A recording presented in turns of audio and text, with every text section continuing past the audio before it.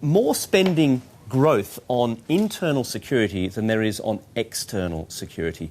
What do you read into this? Is China now very worried about unrest within its own borders? Yes, I believe so. But however, I think very different from most of the Western reading.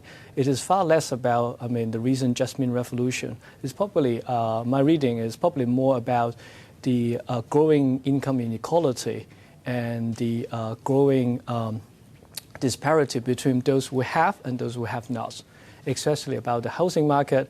Very few people can afford housing in the major city now. Just give us an idea of how this wealth gap is widening. Well, we can probably call a Gini coefficient. The China Gini coefficient, depending on how Now, this is a measure of the rich and the poor, isn't it? And it's roughly about 48, right? Quoting the Wikipedia's number. And to give you a rough example, Hong Kong is only 42. Right. So there's more extremes rich and there's more obviously poverty in China. Okay. Now, there are also tens of thousands of protests logged each year by the police in China about environmental issues, about land grabs, about corruption, about wealth, etc., etc. Is this something that the Chinese authorities are tackling head-on, or are they, by spending money on security measures, spending the money on the symptoms rather than the cause? Well, I think that they need to handle both at the same time, because when you get sick, right, you have to take some, maybe Panadol to get rid of the fever, but you have to also to actually improve your health at the same time. Now, the next 5-year plan can be briefly summarized as pricing the growth correctly.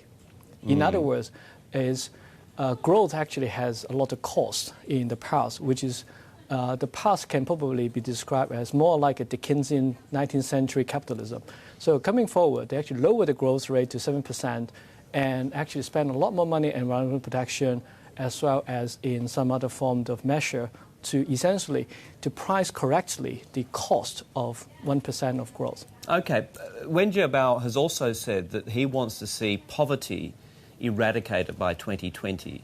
Obviously, that would make a big difference to the wealth gap, and which is a key cause, as you say, of this unrest in China. That's a very ambitious target. There are officially 160 million people living on the poverty line. Other reports suggest it could be twice that number. Well, poverty is probably a relative term, right? If you're talking about China about 30, 40 years ago, you're talking about starvation. Now it's probably about whether you have a TV or not. But there is a defined line. There is a defined number, which is $1 a day by the UN. Yes. This is what we're talking about. Can they eradicate that sort of poverty level within 9 years? Well, it's possible. I'm quite optimistic about that.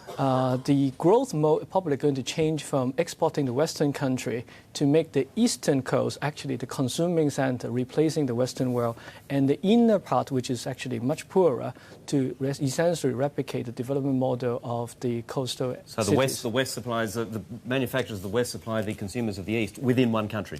Yes.